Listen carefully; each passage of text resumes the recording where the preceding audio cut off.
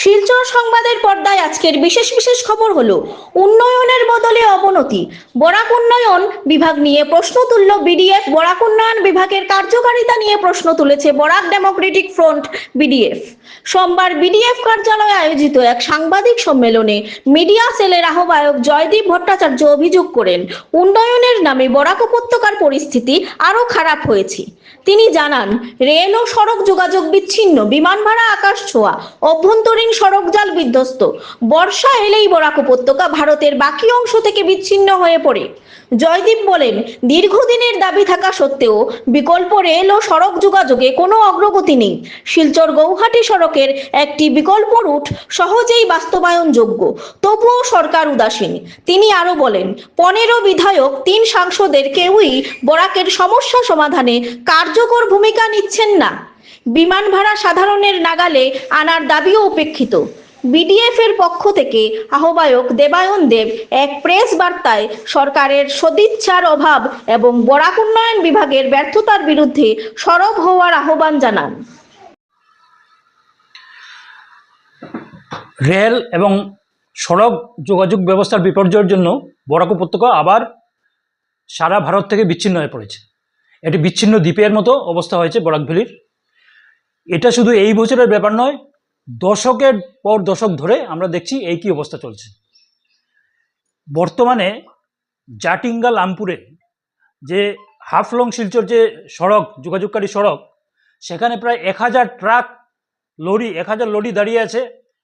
গত 14 দিন ধরে এখানে আটকে আছে। যে সমস্ত পণ্য বরাক উপত্যকা আসার কথা ছিল সব বন্ধ।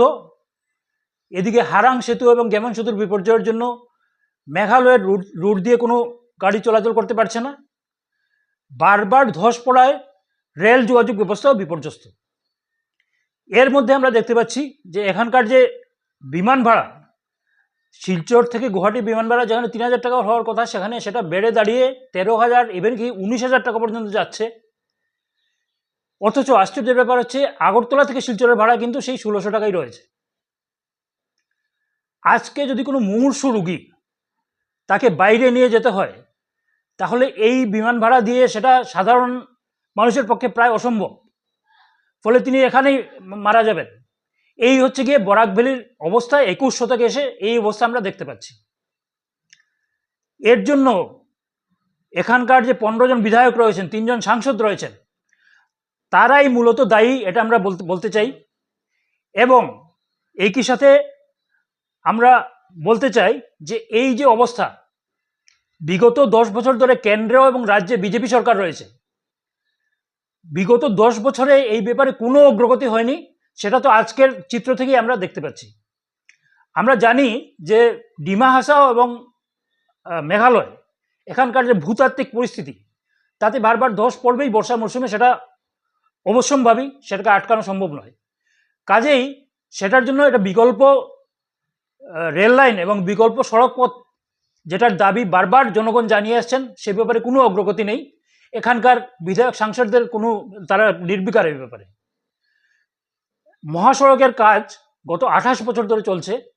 এখনও ডিমা হাসাও জেলার যে 23 কিলোমিটার অংশের কাজ, সেটা এখনও সম্পূর্ণ হয়নি।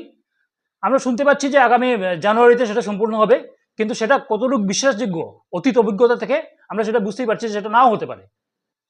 একটি বিকল্প সড়কের কথা বারবার জনগণ বলছেন, সেটা হচ্ছে কি শিলচর হারাঙ্গাজাও, তুরুক, পানিমুর, উমরাংশু, জাগিরোড হয়ে গুয়াহাটির রাস্তা।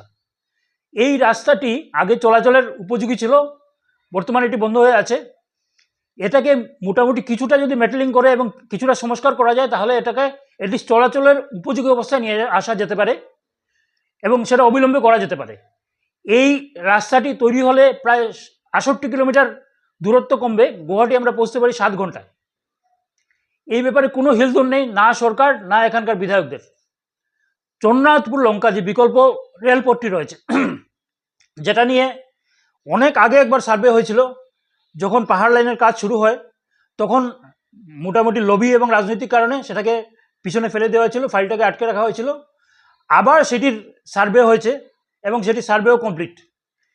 কিন্তু ঘটনা হচ্ছে কি যে এই ব্যাপারে কোনো ঘোষণা, কোনো অগ্রগতি আমরা দেখতে পাই না। ফলে আমরা 21 থেকে এসে সেই অন্ধকার পর্যায়ে দাঁড়িয়ে আছি। আমরা যেটা বলতে চাই যে এই ব্যাপারে চূড়ান্ত ব্যর্থতা যেটা, এটা এখনকার নেতৃত্ব এবং দিশপুর এবং কেন্দ্রীয় নেতৃত্বের উপর বর্তায়। এখানে বরাক উন্নয়ন বিভাগ বলে একটি উন্নয়ন বিভাগ খোলা হয়েছে বরাকের উন্নয়নে। এই উন্নয়ন বিভাগ খোলার পর থেকে আমরা শুধু প্রতিশ্রুতি দেখতে পাচ্ছি। রাঙ্গির খালের সংস্কার, তারাপুর সিঙ্কিং ব্রিজে একটি সেতু তৈরি করা, গেমন সেতু সংস্কার, হারাং সেতু সংস্কার, যেভাবে বলা হয় যে কিছুদিনের মধ্যে এটা হয়ে যাবে, একটা সময়সীমা দেওয়া হয়, কোনোটাই সেটা হয় না, শুধু প্রতিশ্রুতির পর্যায়ে থেকে যায়। এই হচ্ছে গিয়ে এখানকার অবস্থা। তো ঘটনা হচ্ছে গিয়ে যে সময়ে এসে আমাদের কেন্দ্রীয় পরিবহন মন্ত্রী নীতিন গাডকারি বলছেন যে ভারতবর্ষের সড়ক, আভ্যন্তরীণ সড়ক পরিবহনের যে মান, সেটা মার্কিন যুক্তরাষ্ট্রের সমকক্ষ হয়ে যাচ্ছে বা হয়ে গেছে। আমাদের বিভিন্ন সড়কে এখন রানওয়ে হিসেবে ব্যবহার করার মতো পরিস্থিতি তৈরি হয়েছে। আমরা বুলেট ট্রেন চালানোর কল্পনা করছি। এই অবস্থায় এসে বরাক ভ্যালির মতো একটা গুরুত্বপূর্ণ জায়গা, যেটা দুটো আন্তর্জাতিক সীমানা যেটা সামনে রয়েছে, এবং আমরা জানি যে বাংলাদেশ এবং মায়ানমার দুটো কান্ট্রিতেই অস্থিরতা চলে, ফলে দেশের নিরাপত্তার জন্য এই জায়গার গুরুত্ব প্রচণ্ড। এটা জানা সত্ত্বেও এখানকার যোগাযোগ ব্যবস্থার যে এই বিপর্যয়, এটার জন্য আমরা কি বলবো, বলতে পারি শুধুই যে এটা কেন্দ্রীয় সরকার এবং রাজ্য সরকারের অবহেলা এবং বরাক বঞ্চনার জন্য হচ্ছে, এছাড়া আর কোনো এটার যুক্তি নেই। আমরা এখানকার সরকার এবং স্থানীয় বিধায়ক সাংসদ যারা রয়েছেন তাদেরকে বলছি, আপনারা অবিলম্বে এই ব্যাপারে নজর দিন। অবিলম্বে এখানকার বিকল্প যে সড়ক আছে, রেল লাইন আছে, সেগুলোর ব্যবস্থা করুন। না হলে আগামী নির্বাচনে কিন্তু জনগণের কাছে আপনাদের জবাবদিহি করতে বাধ্য থাকবেন। আপনাদের জবাবদিহি করতে হবে।